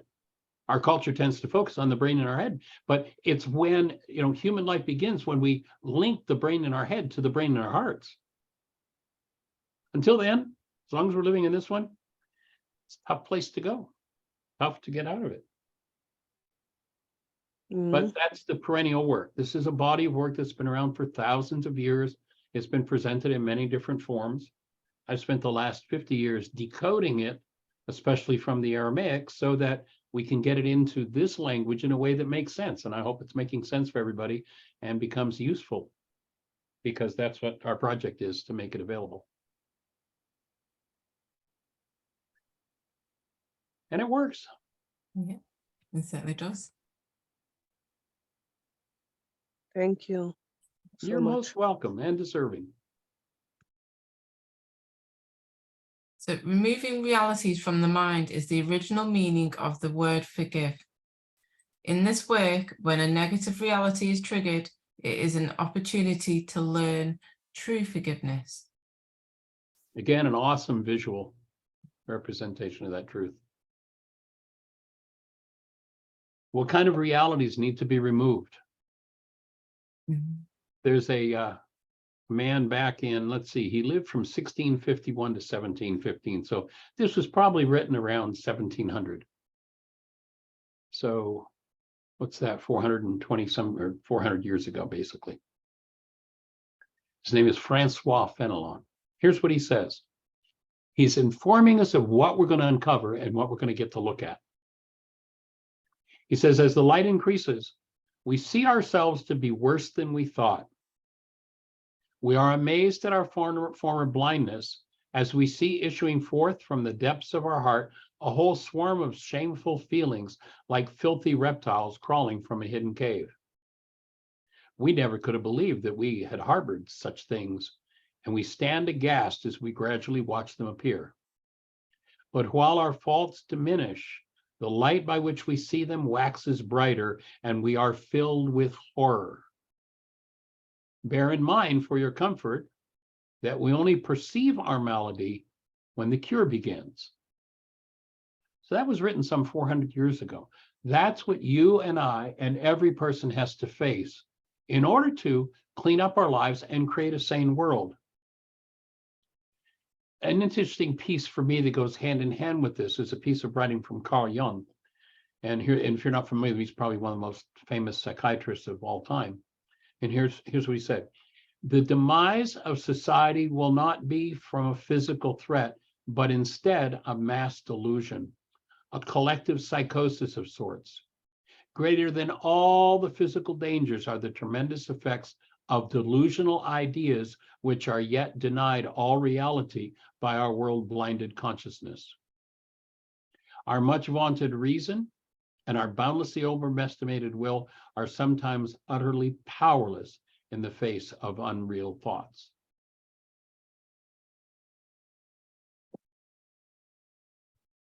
And they have to be faced. That's just, you know, again, that's the perennial work. And we all care, you know, everybody believes, oh, that sounds good about them, but of course that's not true about me. Excuse me, that's all of us. There's nobody in a different boat than that. We've all got that work to do. And I love this visual of those thoughts, disasters simply being undone. And, you know, we've all got generational patterns that Fenelon's talking about.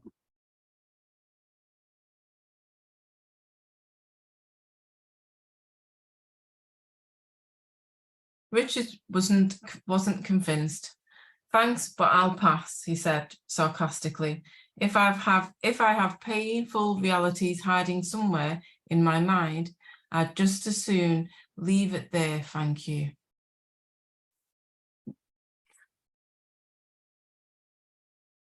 And we hide it. The only place it guarantees we're going to have to go back and deal with it over and over and over.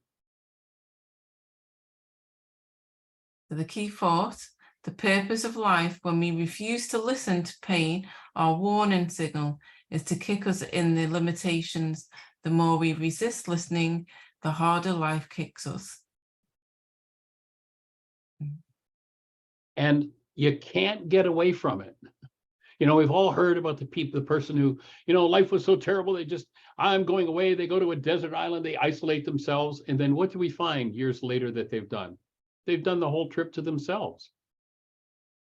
They become psychotic. The same psychosis they had in the world, but now they pointed at the person in the mirror or imagined figures. You can't escape this because life is operated, the basic principle of energy is resonance. If I hold something in me, resonance means that something that matches it is moving toward me, and it doesn't need my permission or volition or choice or anything else. It's on its way.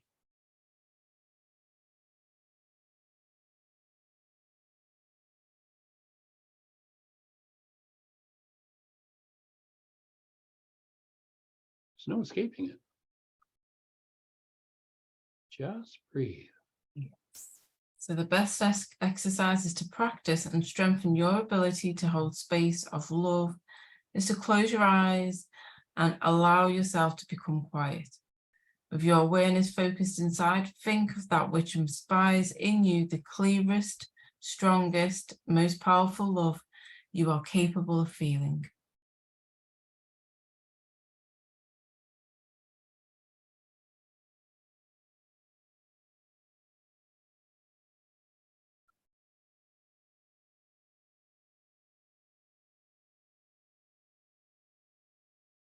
Make this a daily practice.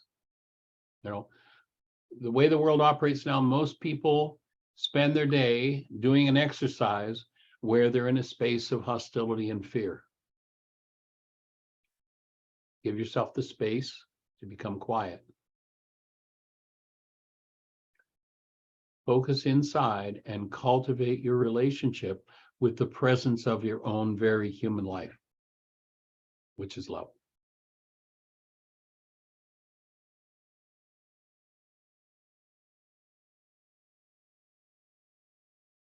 The last slide. Purpose of pain. Yes. I know what it is to make your ears grow, right? So that will be our next chapter 5 of the book in 2 weeks, is it? On the 8th of June. The 8th of June is the course. Oh, for the next class. Yeah, for the next Well, class. yeah. Yes. Yeah. And the 1st of June is going to be Course in Miracles, right? Yeah. So you're here with us for 3 weeks on the run. As you take a look at the lesson that I sent you, you can determine whether you'd like to do PowerPoints. It'll be a fair bit of work to do. I actually synthesized in that lesson about 70 different Course in Miracles quotes to walk through and present a picture of what the whole thing is about. It's a huge intellectual bite to take, and not many are capable of taking that bite. This breaks it down into, and of course, everything we've been doing parallels. So those who've been doing it have already got a lot of brain cells, but we'll clarify in the course's terms when we do that lesson, Introduction Advanced Understanding of Course in Miracles. So did you used to teach the Course in Miracles as well as that? Oh yeah, for years I taught it in South Florida, and you know, we do a Course in Miracles 9-day intensive. When I traveled, I would often teach in Course in Miracles groups. So I've been doing that for 40 plus years. Yeah. You're well experienced. It's powerful. It's amazing stuff. One of the things the Course says is that it's just one form of the work that's, been around forever. And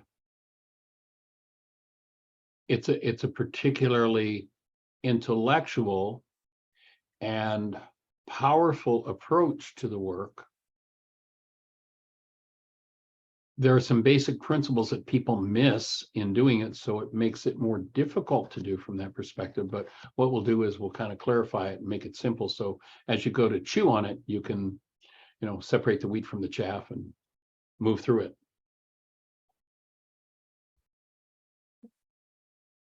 How long are you dedicating to the course study? I've not set a time. I've not set. Oh, okay. Just next, just because it's for next month's book club. Yeah. I've not set anything beyond that yet. Cool. Yeah. I would say probably 2 years. Yes. Okay. Mhm. Yeah. It's that big a bite. And it's a big book as well. I didn't realize until I'd planned it in January that I was going to do it, but I hadn't bought the book. And then I got the book and it was like, oh. Yeah, I forget it's 1,300 or so pages. Mm-hmm. Yeah. So that was a bit of a shock. You're taking on a big project, so I'll be glad to be here to support you. Thank you. Cool. And I've just got a bit of music to play for those that want to sit and listen to music. But is there any questions for Michael? I thought this time they could just play a little bit of meditation music for 10 minutes, Awesome. just to take in because it's a lot to take in. Because when I create these PowerPoints, I read this chapter about 10-15 times. And still my brain still processing a lot of what I've read. And sometimes it's my brain's in refusal of wanting to hear what I'm reading. I go back and read my book. 2 years ago, we did a whole year and went through the book, and every day we started out with a few paragraphs from the book. And as I did that, it's the first time I've read my own book in 25 years since I wrote it. But as I did it, it was like, did I know that back then? Did I really understand that? I mean, I wrote it, but I don't remember understanding that. So you come back to it each time and your mind's able to generate a whole new picture. And it's like, oh my goodness, the way it grows, the way it expands, it's amazing. It's amazing. So cool. Well, does anybody have any questions before we close out? Anything else I can help clarify before we leave this with you? A lot to process. Yes, Angel, it's a lot to process. I'll share that I've been developing this work over the last 50 plus years and doing the work personally in terms of my own personal process. And in the last 2 years, I have done more and deeper personal work in terms of my own personal process than I ever even started to scratch in the 48 years before. So yeah, it's a big project. That's something you can do in 5 minutes. You can't master it in that time. Yeah. Yeah, that's the ego scheme. I got $5 in 5 minutes. Tell me everything you know. Yeah. When will I be finished? Next Tuesday? Okay. Yeah. Oh, it's a process. It's easy. All right, young lady, we appreciate you. Lots of blessings to everybody. Thanks. Thanks, everyone. I'm just going to leave this playing. I shall put us all on mute. And if you want to sit and just listen. Thanks so much, Yenka and Michael. It was another great lesson. Thank you. You are welcome and deserving. Oh, thanks so much. Good night. Yeah, as we go through all 24 chapters, it'll make a bigger picture too. We're just kind of scratching and starting too. So sure. Thank you. cool. All righty, blessings. Blessings. Good evening. Good night. No. Bye, everyone.